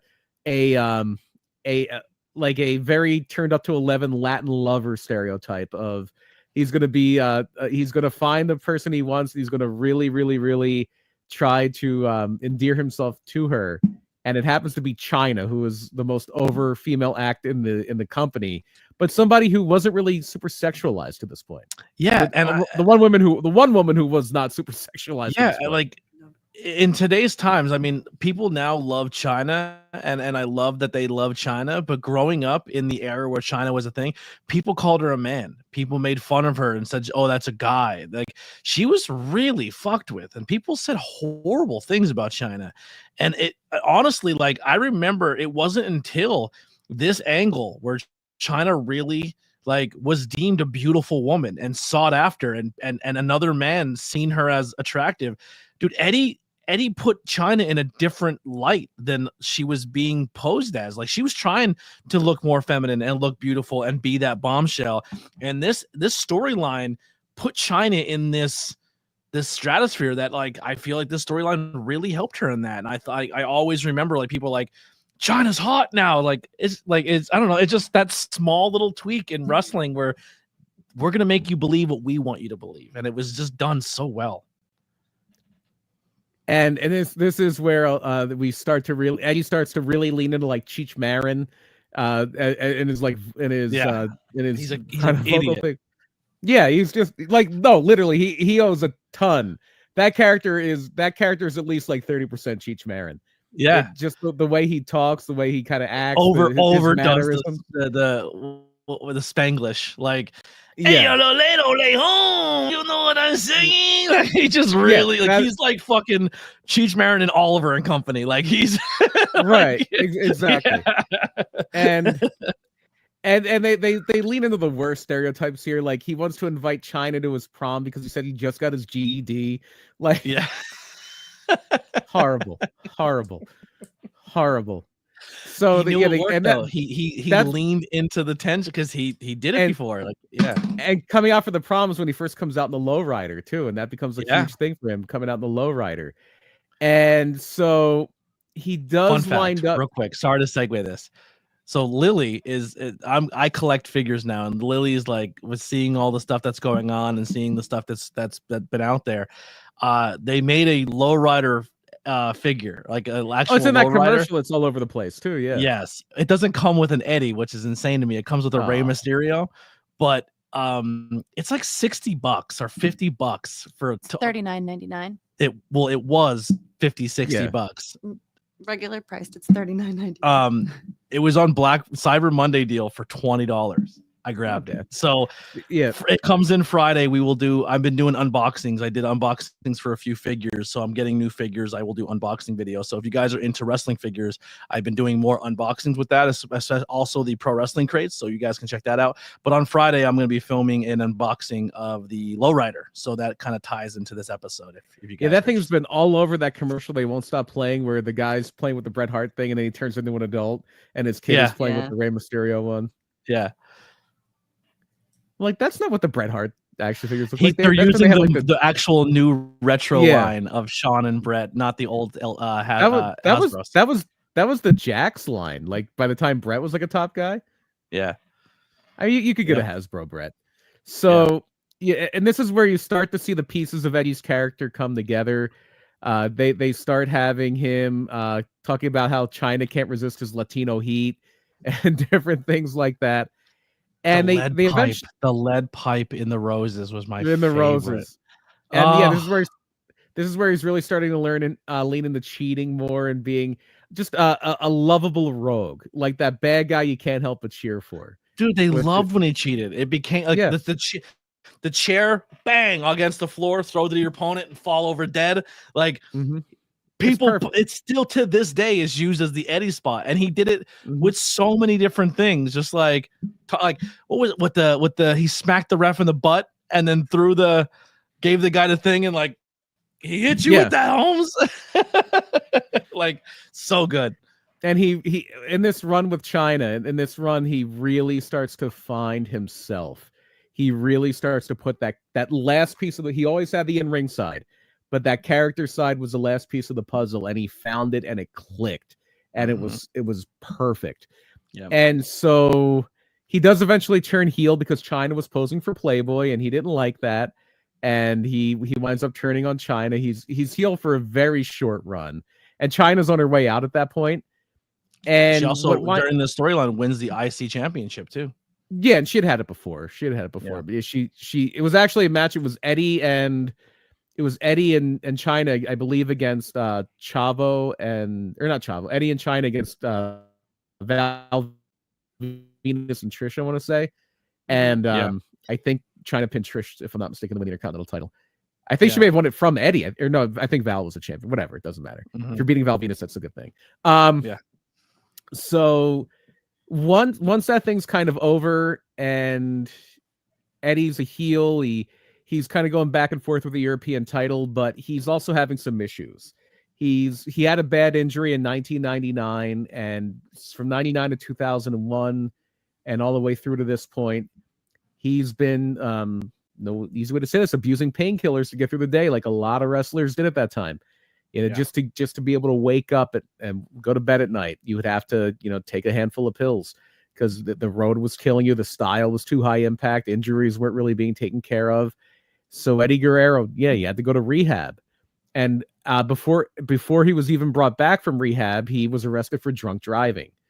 That was another huge thing. Like that's one of the huge reasons for premature deaths in that time was mixing pills and booze. That's we talked about Madonna's boyfriend, Louis Spicolli. That was what he did. That was what a lot of those guys did. But he was arrested and fired by the WWF in late 2001. He wouldn't be gone. Everything. He lost everything. His wife left him. Though. He couldn't see his kids. He lost his job. He was rock bottom. Yeah. And like sometimes that's what it takes, and that's what it took for Eddie Guerrero. He fought his way back. He got right, reconciled with his family, started pounding the pavement. He did some New Japan shows. He did the first ever show for Ring of Honor, Wrestling Super Crazy. Like literally the first ever Ring of Honor show at the Murphy Rec Center in Philly. Eddie Guerrero was on it. And so it was shortly after that, like, okay, Eddie Guerrero seems to be right now. And it wasn't long. It was only a matter of maybe 6 months before WWE is calling, we need you back. Yep. Because they also saw the arms race that he was doing, like those shows in Australia, the World Wrestling All-Star show. If WWE wouldn't have brought him back and he was getting right, TNA would have swiped him up in a second. Yeah. In a second when they were getting started. And there was no way WWE was going to let a talent like Eddie Guerrero go there. So he comes back, winds up helping Chris Benoit in a ladder match against Rob Van Dam. They kind of teased that he's going to do a feud with Steve Austin, but Steve Austin leaves before that's going to happen. There's a thing where like Austin's in a bar and like Eddie Guerrero was in the back of the bar just giving him death eyes, but it never really escalated beyond that. Real quick, I'm looking at stuff he did after he left WWE. So this is 4/11/2001. He goes on to wrestle in ICW on 11/30. So still in his struggles, but he wrestles low key in a match. He goes on to wrestle Super Crazy in IWA Puerto Rico. Just looking at some other names here that kind of just really jump off. See that IWA Mid-South one? IWA Mid-South is a big one. Yeah. Three-way. Christopher Daniels. He wrestles. He wrestles Nova. Mm-hmm. Super Crazy, and that's the ROH one, and that was for the IWA Puerto Rican Intercontinental Champion. He goes on to go against Juventud and Psychosis at. They wrestled all the time. Yeah. IWA Mid-South. He wrestles CM Punk and Rey Mysterio Jr. He goes on to then go against IWA again against CM Punk. Goes to Japan, and he's in a tag match with Minoru Tanaka and Black Tiger. So he's the old Black Tiger teaming with Black Tiger. I believe that's probably Rocky at that time. That's probably Rocky. Yeah, Guerrero. But that's kind of cool that like he teamed with his former gimmick. That's a lot of fun. That's a cool callback. Well, I don't know if they ever acknowledged it. Like they always acknowledged Sayama was Tiger Mask and Masala was Tiger Mask. I think they had acknowledged Eddie was Black Tiger. Yeah, they were pretty open with that stuff in Japan. But when Eddie comes back, he winds up on SmackDown in pretty short order after they shuffle the roster split a little bit. And that was a Paul Heyman call. He comes back to Raw at first. Yeah, at first he's on Raw. They kind of tease this thing with Austin, but Austin leaves. And then they shuffle the deck quite a bit. Yeah. And I forget who was doing the booking mainly for Raw, but Paul Heyman was kind of the head of creative on SmackDown. I think it was Brian Gewirtz on Raw. And Paul Heyman was mainly running SmackDown until him and Stephanie just kind of stopped really being able to see eye to eye, and Paul got shunted away for a little bit. But when Paul was running SmackDown, there was the legendary SmackDown 6. So the SmackDown 6 was this. They were usually in tag teams against one another. It was Chris Benoit, Kurt Angle, Edge, Rey Mysterio, Eddie Guerrero, Chavo Jr. And when they introduced the SmackDown tag titles, they all feuded over them. You could put any two of the 6 against one another in a match on SmackDown, and you knew it was going to blow the doors off the place. And this is where you really get into the kind of lovable, even though he was a heel at first and he very quickly became babyface, you get that lovable trickster Eddie Guerrero that everybody adores, as far as him. And that's where you get the lie, cheat, and steal theme, like mantra, and the theme music and everything. Because at first it was we lie, we cheat, we steal. Those are both Eddie and Chavo. Yeah. And they are just having these fun vignettes where they go to this rich person's house acting like they're pool cleaners, and they wind up throwing a big pool party at her house while she's not around, and just little things like that. Just these fun, mischievous, but they're going to be right up front about how they're going to lie and they're going to cheat and they're going to steal. And it even comes to a head with them being like a huge tag team and winning at the Survivor Series. They win the tag team titles, and even though they're heels, they're so popular, they're becoming baby faces. And then that stack. He also held the U.S. title and the tag team titles at one time, didn't he? He was a dual champion. He's been a 4-time tag team title winner. Yeah. No, and he did have. He had the U.S. title as well as the tag team champions with Chavo, I believe, right? I believe he did. Yeah. Like, you mean like synonymous at the same time? Yeah, he had 2 belts. I believe so. And this is where all those things happen, where he's doing the cheating, the lying. And for a while, he's just mainly a tag guy. But yeah, he's always a factor as far as being part of the U.S. title. And because it took a while for them to reintroduce the U.S. title. It was gone for a while, and then they decided Raw and SmackDown needed secondary titles. And Eddie was one of the first guys to be involved in that U.S. title scene. But then by 2004, it's like Brock's leaving, and this is right before that JBL thing you're talking about. Like the world title picture has been Brock Lesnar, Kurt Angle, the Big Show for a little bit as a bridge. Big Show actually wins the title for like a month, but Angle's beat up. Angle's feeling the pain right now, and Brock's leaving, and we need something here. So that's something they're finding is let's let Eddie Guerrero ride, because Chris Benoit's going the Raw. He's winning the title over there. He's going to be the Raw champion. So Chris Benoit was on SmackDown, wins the Royal Rumble, but then this is where they invented that whole thing they still do, where the winner of the Rumble gets to choose which title they fight for, and it's a kind of a sneaky way to do brand switches when you have a split. The first guy they did that with was Benoit. So Benoit, it winds up being Benoit, Triple H, and Shawn Michaels at WrestleMania 20. And then they do a mini Royal Rumble, a 15-man Royal Rumble on SmackDown, which is won by Eddie Guerrero, who goes on to, in one of my all-time favorite matches in his hometown of El Paso, with his mother and a few of his brothers in the crowd, wins that WWE Championship against Brock Lesnar. And I love how like just the end of that, Goldberg comes in and interferes because they're setting up Goldberg versus Lesnar, but that's not the finish. Like Goldberg spears Lesnar, but Lesnar kicks out. That's not the finish. And the title gets in the ring, and Brock goes to the F5, but Eddie DDTs Brock on the belt, and Taz does a great commentary job. Taz is flipping out because he's the heel commentator, and he's so mad because Eddie cheated. He's like, Eddie cheated with that move, and it's like, well, yeah, he's Eddie Guerrero. He cheats. He always tells you he cheats. Why are you mad? Like that's the perfect antidote to that. Yeah, he cheated. What do you expect? It's Eddie Guerrero, and he just delivers that frog splash, and you can tell how much, like, you can sometimes see through the work and see when it's, we talked to somebody about this, about when they won a title and they stopped being the character and started being them, and it was before they went through the curtain.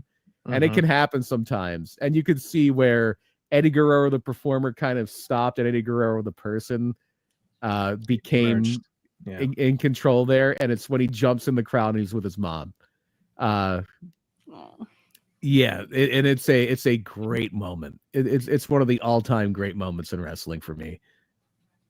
And yeah, so he goes on. He has a great match with Angle at WrestleMania 20. No. Shaw Guerrero, yeah. Shaw Guerrero is a burlesque performer. I met Shaw. I met his wife. I met Eddie's wife, and he has 2 daughters, right? I know he has at least one. Shaw was the one that was a wrestler very briefly. Yeah, I met them both. They were icons in Philly one time. Yeah, Shaw was Raquel Diaz for a little bit. I don't think she ever made it to the main roster. She was in NXT, and she is married to Matt Rewalt, the former Aiden English, who is now one of the commentators for TNA. Yep. Yeah, they've been married for like almost 10 years now, I believe. And I'm assuming they met at the NXT. So yeah, Eddie is now kind of the man. This is Eddie's first world title, and it's unfortunately not going to last very long. And it is going to bridge to JBL like we talked about. And fun fact about that too, JBL, they said, okay, maybe Eddie's not getting as popular anymore, or he's falling off, or because a lot of people were worried if he was going to be able to carry the world championship. I guess that was like one of the Vince's things. Would he be able to do it? I know when they went to Germany, he kind of shot on the German crowd because they booed somebody, and Eddie was mad that they booed him, and he didn't take kindly to it. And I think JBL and Eddie both got in trouble for doing Zig Heils at the but JBL got in a lot of trouble for that. But JBL was like, a lot of us did it, and he goes, honestly, it happened more than you would like to think when we did live shows or untaped shows in Germany. Like that was what heels just did there. I think JBL is the one that got caught with a camera doing it, though. Yes, that's 100% what happened. But JBL got a lot of heat for that. He said Eddie immediately was already booking how he was going to lose it and help get the next guy over, and that's just how he was. Yeah. And also, like, there was also rumors at the time and kind of talk at the time that the pressure of being champion was kind of taking its toll on Eddie. And it did. Yeah. They talked about that as well. Yeah. Vince was a guy who likes big dudes. Vince, like, not that Eddie, and unfortunately, I think helped expedite his demise. Eddie put on a lot of muscle. Eddie packed about as much muscle as he could onto his frame, but there's no steroid to make it taller. Unfortunately, there's no steroid to make it taller. And if you have that, 5'11" Mexican dude, and you have the 6'4" blonde Texan who loves Ronald Reagan, who do you think Vince McMahon's gonna pick? Who do you think Vince McMahon's gonna pick? And that's basically what happened there. And JBL got a long run. And by the time it's time for JBL to wind down, and even at the point Eddie was the champion, there was already a guy. By the time Eddie won that title, there's a guy waiting in the wings. He's not ready yet. He's not ready quite yet. But everybody knows whoever has that belt at WrestleMania 20 around that time, whoever wins that title is keeping it warm for John Cena, because they've got something. He was a U.S. champion. It was too soon at 20, but you could tell John Cena was next. And then Dave Bautista caught fire too, and so those are going to be the 2 guys that are going to. There's your monsters. There's your big guys. Yeah. There's your perfectly crystal cut for WWE guys. Like, if you were to create Vince McMahon's dream wrestler in a lab, attitude, everything, like presence, look, it's John Cena. Like, even more than Hulk Hogan, it's John Cena, because John Cena.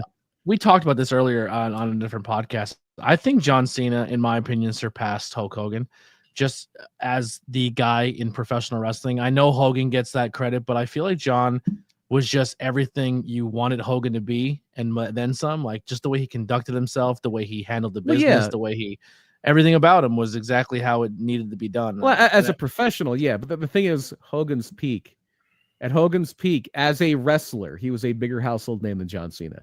Sure. Now, you can say John Cena he's definitely had a better career in Hollywood, but if that's the metric, then The Rock's the guy. But The Rock only did it in wrestling for a little bit. I think when people think of, in modern day times, when people think who are pro wrestlers that are actors, I think the two they say is always like Hogan's not even the name anymore. Like, no, he's also it's he's John also Cena 70. and The Rock. Yeah, Yeah, and the third is Dave Bautista. Yeah, Dave Bautista. Yeah, and Dave Bautista's the best actor of them all, and it's not close. You're not wrong. Yeah, so the whole thing with Eddie and that pressure was, he probably would have gotten it again, and let's kind of push forward to that, where Eddie is still a big factor through most of the rest of the year, but by the time 2005 rolls around and we're headed into WrestleMania 21, it's really something where they're starting to tease that Eddie's going to turn, and he's having this little friendly rivalry with Ray, but you get that sense that it's not going to be friendly for much longer. And finally, you get it where Eddie just turns heel viciously, and they change his music around so it's not that, because that music he had was just going to always elicit a babyface pop. So they do a remix where it's a little less upbeat. It's a little more intense, and that's when he has like the Grand Theft Auto inspired shirts and everything. He even wrestles that first ECW One Night Stand. He wrestles Benoit, and he's a complete heel. He's just like stone face in the crowd. And it seemed like he was kind of going to veer the other way eventually. But the feud with Ray is the big thing here, and it comes with that allegation that Ray's little blonde son, whatever's going to happen to this kid, Dominic, what's he, like 6 years old at this point? Yeah. What's this kid ever going to accomplish? What's this kid ever going to do? Is actually Eddie's son and not Ray's son. That Eddie had. You didn't have good swimmers, essay. So yeah, there's and paternity tests played out. Yeah, he's Eddie's son. Where that only works if you never saw Ray without his mask. That's the only way that ever works. Yeah, because if you see Dom and you see Ray on the match, you're like, oh yeah, there's no question about this one. So how Ray still looks younger. Well, he's only 21. That's why. Jesus. So as you can only do in professional wrestling, they're going to settle this in the ring by putting the custody papers for Dominic. This is so stupid when you say it out loud. The custody papers for Dominic are going to go over the ring, and we're going to have a ladder match. And the winner of this ladder match is going to have custody of Dominic Mysterio. And it'll never. It is so matter where his mom. And it's so stupid. It'll never be used again. Oh man. And Dom had a figure because of this storyline. There's a Dom figure. Like, there's a Dom figure when he's 9 years old with his bleached blonde hair. Like, I think I know Vicky Guerrero, I think, helped Ray in the match. I don't know if Mysterio's wife helped either. Yeah. I forget how that all worked out. I forget how that all worked out. But Ray wins, and Ray gets custody. And then they start telegraphing a babyface turn for Eddie, and he's in this program with Batista. And Stephanie McMahon has sworn up and down that Eddie was Batista had to take some time off for injury, and Eddie was going to win the title. But as that's going to happen, and I remember this is just like one of the most shocking out of nowhere things that on November 13th, 2005 in Minneapolis, Chavo Guerrero this poor guy, Chavo Guerrero, that he has been so successful and has found this great career doing all this stuff in Hollywood is amazing, because he was a big part of the Benoit thing. He got texts from Benoit. But before that happened, he's the last person, probably one of the last people to contact or have physical or any type of phone conversation, text messages with Chris. Probably the last person. Yeah, probably the last person. Yeah.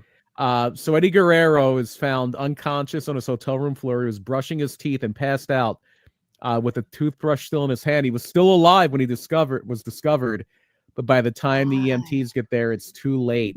He had acute heart failure due to underlying atherosclerotic, high cholesterol, bad cholesterol. He had bad heart. Yeah, he had a bad heart.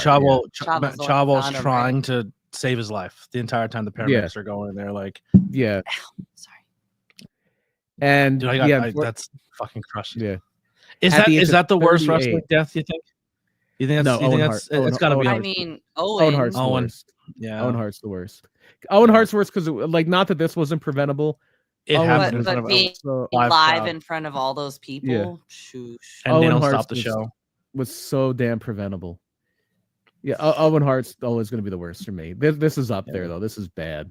It's up. Yeah, it's really high. Like Eddie's like I was a kid when Owen died, and I remember being upset, but I still remember a lot of fans were still like kids of my age were still like not fully in on it and being like, haha, the Nuggets dead because he was a bad guy, and they kind of like cheered about it a little bit in school. And I just remember being like, no, that's not cool. Like, because I was smarter, you know what I mean? But Eddie's was one I remember hearing on the news, and I was like, oh fuck. Like that. And then like a few months later, they're kind of using it like they're doing the Orton and Ray feud, and Orton's like Eddie's in hell and all this stuff. It's like, come on. But I mean, realistically though, any pro wrestler, if you're dead, they would 100% want you to use that 100%.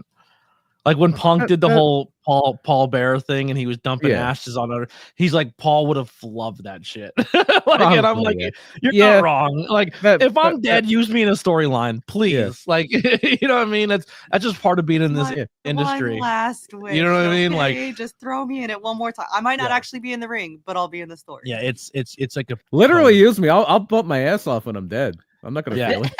Yeah, that's what I'm saying. But so unfortunately that essentially Eddie, we lose Eddie. He goes on. Obviously, there's a whole bunch of other stories that go on after that. It rocked the locker room. So he died in 2005. Yeah, very late. Like literally November. had just. So for the record, he became the Grand Slam champ in 2004, and like literally just a year later. Yeah. That's sad. Yeah. We like video games, right? So here's a list of video games you can play with Eddie Guerrero. Some of them are kind of fun. One of them is damn freaky. Yeah. One of them is freaky. It came out after he died. It was like SmackDown versus Raw 06. And one of the stories in there is the Undertaker feuding with Eddie Guerrero, and he turns into a zombie. And it came out after Eddie died. Yeah. Weird. Yeah, Eddie dies in the video game in the story mode. Yeah. And then, WCW versus the World, WCW NWO World Tour, Virtual Pro Wrestling 64, WCW Nitro, Shin Nippo Pro Wrestling Tuken Resuden 3. I definitely messed that up, but I own both those Japanese games. Your Spanish is way better than your Japanese. Yeah. WCW NWO Revenge, WCW NWO Thunder, and he's an unlockable. That's why we can't get that Stardom money. This is the whole problem. That's why we can't get it. Yeah, fuck, god damn it. Mayhem, No Mercy. Know Your Role, Betrayal, Authority, like essentially every video game after that. He's Eddie's still in those games. He's still usually in those games. Yeah. Billy Superstar Graham officiated his funeral. I did not know that. And then I did not know that. Laid to rest nearby. Yeah. After he passed away. Accomplishments. He is the AAA World Tag Team Champion one time with Art Barr. He's in the AAA Hall of Fame in 2008.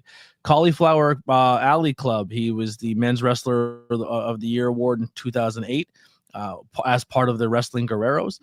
The ECW Television Champion. Yeah. He was dead. Okay, so Cauliflower Alley is a legacy thing. Yeah. Okay. Thing. Some of this will going to be stuff after he passed away. ECW Television Champion 2 times. The Hardcore Hall of Fame class of 2015.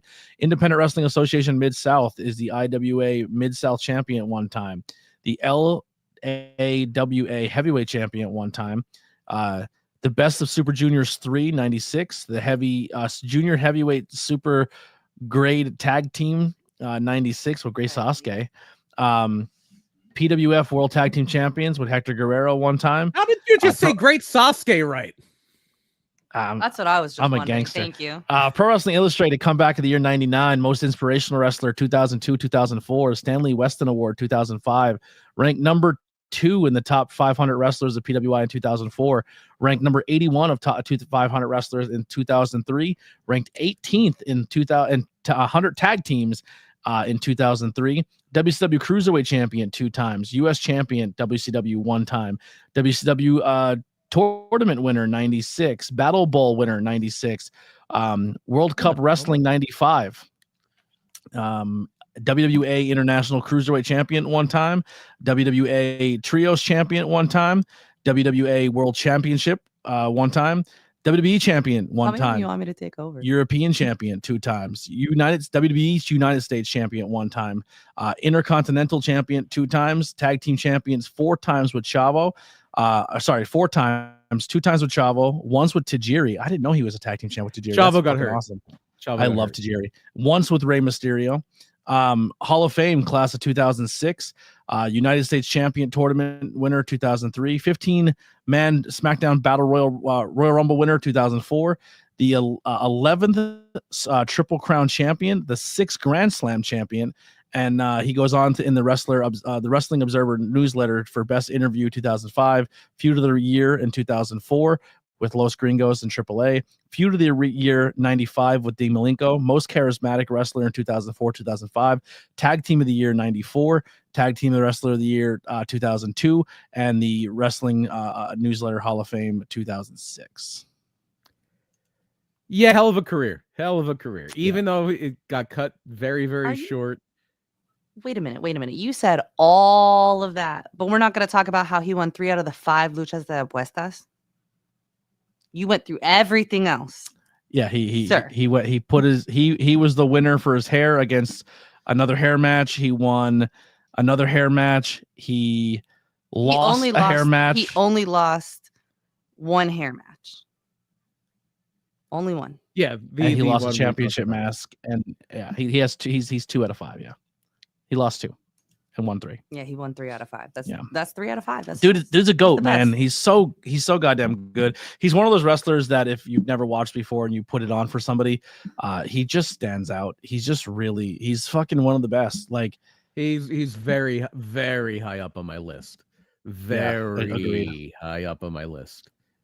Probably, if not top Splash. 5, definitely top 10. Frog Splash, the 3 Amigos, which is used every time. The beat on the chest and the shimmy.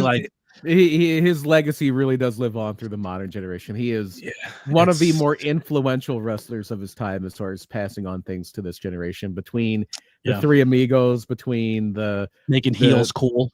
Yeah, well, yeah, of course. Not even a heel. He was more like a Steve Austin. A lot of the time, he was a baby face. But it was acceptable for him to cheat because it was his whole thing. Yeah. Just those spots where he pretends to cheat to get the other guy in trouble, they still live on. Yeah. That is going to get that Eddie reaction, like the Chop gets a Ric Flair reaction. It's that associated with him. Yeah. I think the first match I remember watching of his was him versus Kurt Angle, and I'm like, it took him 5 whole minutes to take that boot off, like because it was laced up to his shin. Could I finish, please? So what I was saying though was I was not aware of like the whole light cheat steal thing. So I'm like, everyone can clearly see that he's taking his shoe off. Like, how is he going to pull this off? And then after watching the whole thing, I was like, oh, they don't even care. Not only did he like encouraged. He didn't even just take the shoe off. When he hits him with a small package, he still has the wherewithal to wrap his ankles around the bottom rope. So it even cheats the pin. Like that's just Eddie did the small things. So like the so important. That is a guy you could tell grew up in a wrestling ring. He had that intrinsic knowledge of how wrestling functions. Do you know who I see on the independent scene that every time I see him, I think, holy crap, this kid can be a little independent Eddie? Who's that? Sebastian Amor from Los Toxicos. Okay, yeah, he's got the presence. God, I love that kid. That mullet, the mustache, like he's old Eddie, and like the way I'm in heat, baby. Like he loves, like you could tell he's very influenced by him. That kid is.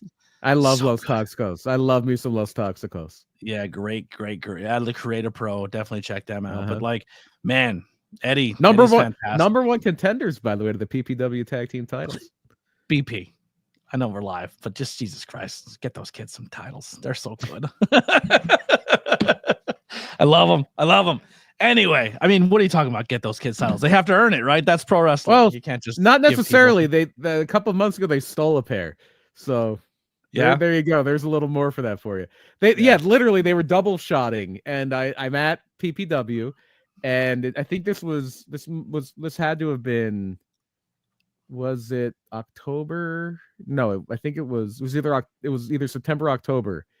We knew they were double shotting. They were doing AXW. They're coming over to us afterward, and they come in with the AXW tag team titles. I'm like, what? What's this? They stole them. They stole them from Security Inc.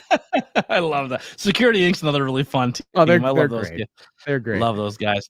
Well, just a reminder, once again, next week we'll be doing Saturday night main event, the history of. So make sure you tune in for us. And if you don't, he'll have you thrown at it here.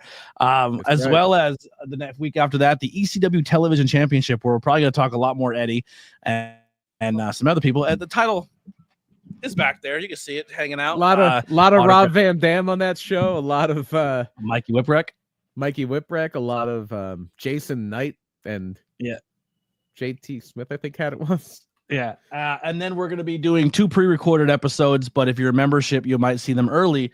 We'll be doing the TT Awards that'll air on the 24th, Christmas Eve, so you guys can, on your travels, bore your entire car ride with our voices driving you to your next destination, talking about who we think win our TT Awards this year. And you can play along as well. They'll be on social media. Put your comments below. Maybe you could influence us with your picks, so make sure you get your comments in. And if you're local, you might see a little special announcement. We got to make sure we iron out the details on that. Yeah, we might be recording it in on location. That maybe we'll invite some people that can come and participate at BP's second home. Used to be my second home. I don't go nearly as much. And then we'll be closing out the year when you're driving around or driving to your New Year's parties. You can go and check out the TT predictions for 2025. We're going to make some bold predictions going in the next year. See if we're right. Have we ever gotten any of them right? No. I think I got close. I made a prediction back in the old day when we were at the table, and I said if Triple H gets involved, I guarantee you're going to see play between companies. I think people are going to come, and this is before Forbidden Doors. This is before any of that. And now Triple H talking about people can go work independent scenes possibly coming up. Did we do one Oh, they're going to ask for so much money. Did we do one last year? Yes. Yeah. I don't. Do we have the predictions written? Okay. I wrote them down. Next question. Lily has them written down in a notebook with 14 other notebooks. I actually know exactly which notebook it's in. I remember I was using my purple pen, so that even helps. This is why I write things down. Y'all laugh at me, but I remember things better when I write them down. She has every Monday Night Raw fashion for like the entire year too. Yes. Okay, cool. Not everyone, because I stopped watching somewhere around summertime. Yeah. Well, we have to unearth that.